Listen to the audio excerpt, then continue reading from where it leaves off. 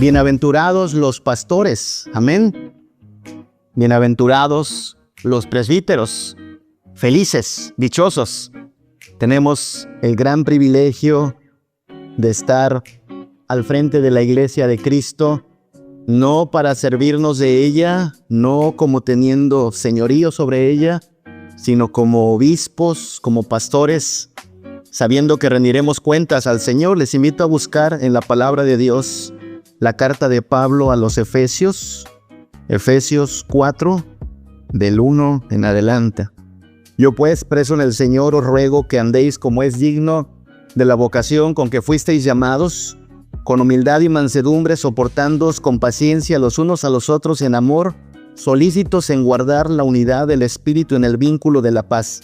Un cuerpo y un espíritu, como fuisteis también llamados en una misma esperanza de vuestra vocación. Un Señor, una fe, un bautismo, un Dios y Padre de todos, el cual es sobre todos y por todos y en todos. Pero a cada uno de nosotros fue dada la gracia conforme a la medida del don de Cristo, por lo cual dice, subiendo a lo alto, llevó cautiva la cautividad y dio dones a los hombres. Y esto de que subió, ¿qué es? Sino que también había descendido primero a las partes más bajas de la tierra. El que descendió es el mismo que también subió por encima de todos los cielos para llenarlo todo. Y él mismo constituyó a unos apóstoles, a otros profetas, a otros evangelistas, a otros pastores y maestros, a fin de perfeccionar a los santos para la obra del ministerio, para la edificación del cuerpo de Cristo. Es palabra de Dios. Y son bienaventurados los pastores y somos bienaventurados de tener tan alto honor. Hemos recibido el alto honor de estar al servicio de Jesucristo. Dice el versículo 1, que ya de por sí todos los cristianos hemos recibido una vocación. Hemos sido llamados, lo sabemos, de las tinieblas a la luz admirable de Cristo. Y servimos a aquel que subió por encima de todos los cielos. El versículo 10 habla de este momento en el cual Jesús, después de humillarse y bajar, es elevado por encima de todas las cosas. Dice el versículo 10, subió por encima de todos los cielos para llenarlo todo. Es un honor servir a este Señor. Claro, en este sexenio, usted sabe, se ha vuelto común la frase, es un honor estar con el presidente. Y ciertamente lo ha de ser, pero lo será hasta el 2024, ¿verdad? Como cualquier presidente y dignatario, tiene un periodo de servicio y después caduca y tiene que entregar cuentas a alguien después. Sin embargo, nosotros no servimos a alguien que opera durante 6 años, durante 10 años. Servimos a alguien que ha subido por encima de todos los cielos. El cielo y la tierra pasarán. Y algún día, como dice John Piper, cada presidente, cada rey será solo una nota al pie de la historia. El único rey que permanece sentado en su trono y es inamovible y su reino permanece para siempre es aquel al cual servimos en la iglesia, Jesucristo. Y es un honor servir a este Señor.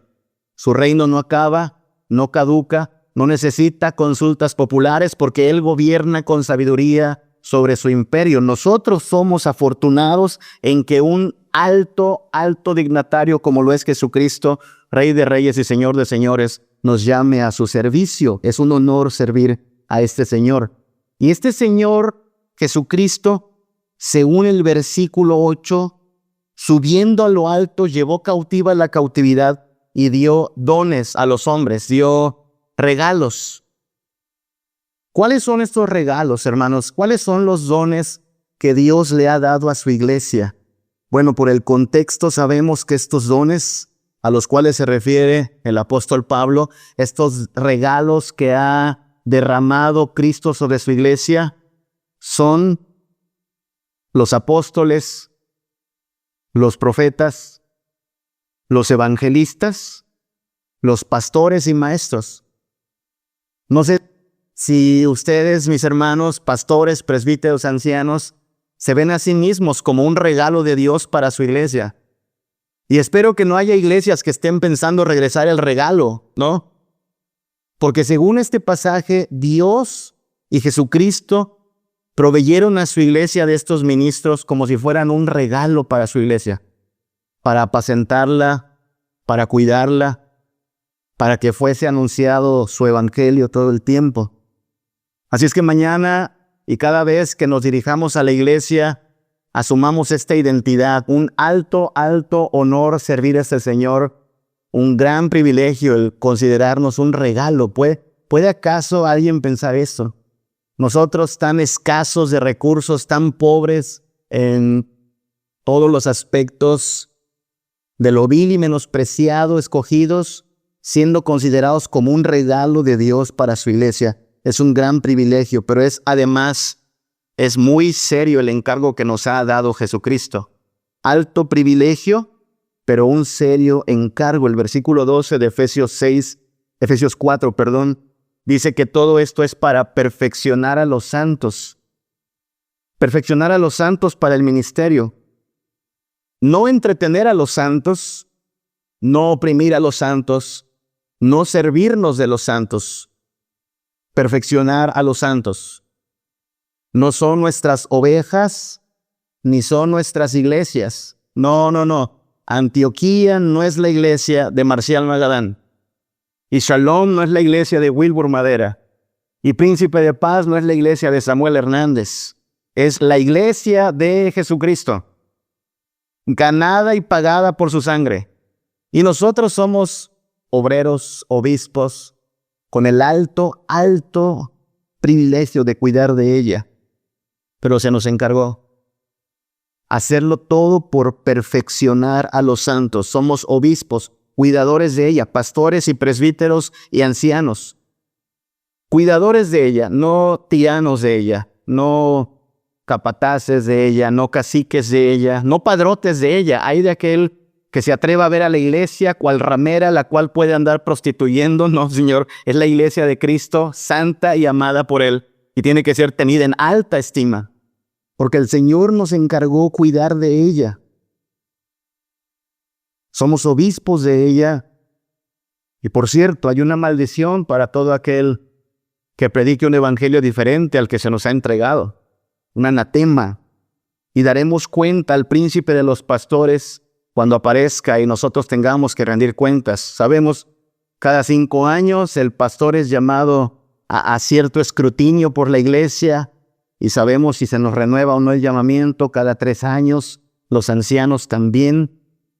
Pero el mayor escrutinio y el que más debe hacernos tener temor y temblor es aquel que tendrá el príncipe de los pastores sobre nosotros. Así es que mañana, hermanos, mañana que nos dirijamos al púlpito a predicar, si bien no vamos como el levita tembloroso al lugar santísimo, teniendo terror y pavor de que si no somos puros caeremos muertos, bien haríamos en considerar que no es menos celestial ni menos solemne ocupar el púlpito para hablar de parte del Rey de Reyes y Señor de Señores. Hagámoslo con temor y temblor. Gran privilegio el que tenemos, pero también gran encargo. Mantener la unidad de la fe, ministrar el conocimiento del Hijo de Dios.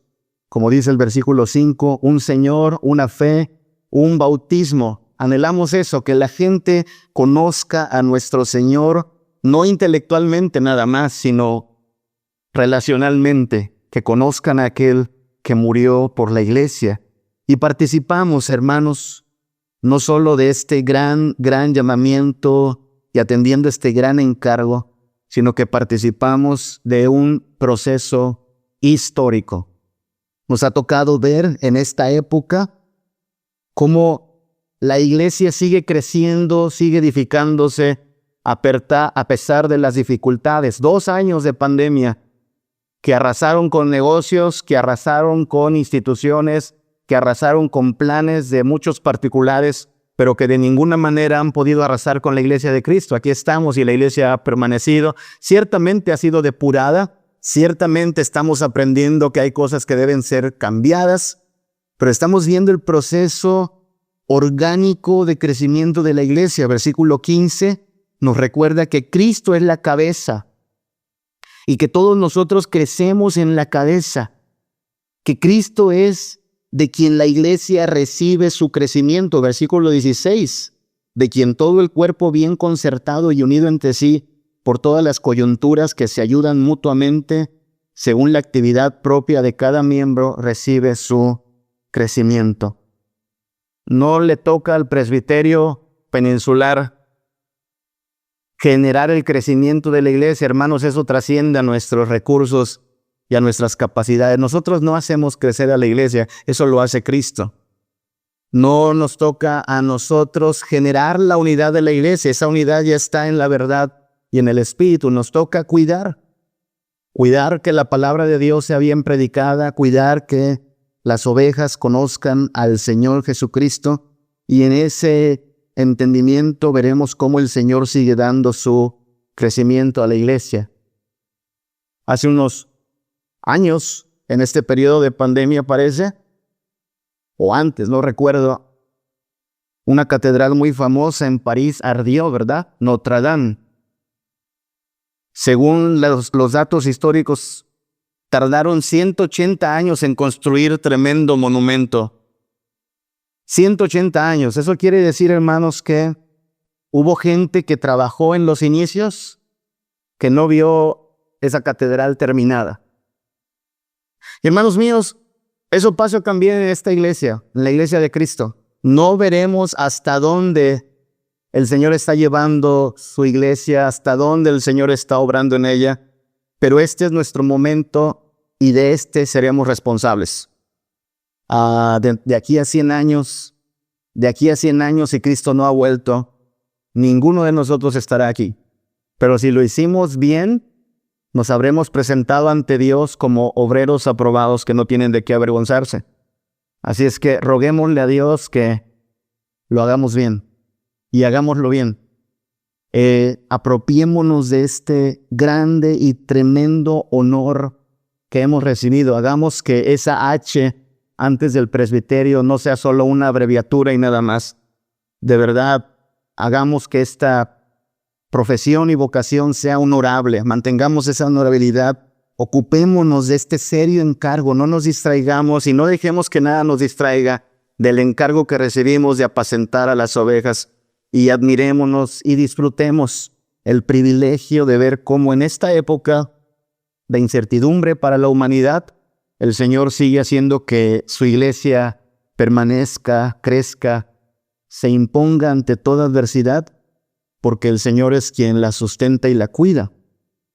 Con toda humildad y mansedumbre, soportándonos con paciencia los unos a los otros, nos toca ejercer este gran llamamiento que es apacentar a la iglesia. Quiere el Señor que así lo hagamos, quiere el Señor que así lo tengamos en cuenta en el presbiterio, en el ministerio personal y al momento de rendir cuentas ante nuestro Dios. El Señor les bendiga, hermanos. Siempre, cada día, yo doy gracias a mi Cristo, porque lo tengo por seguro. Él viene por mí y estaré con Él. Oh, qué gozo siento en mi ser cuando pienso que estaré con Él por la eternidad.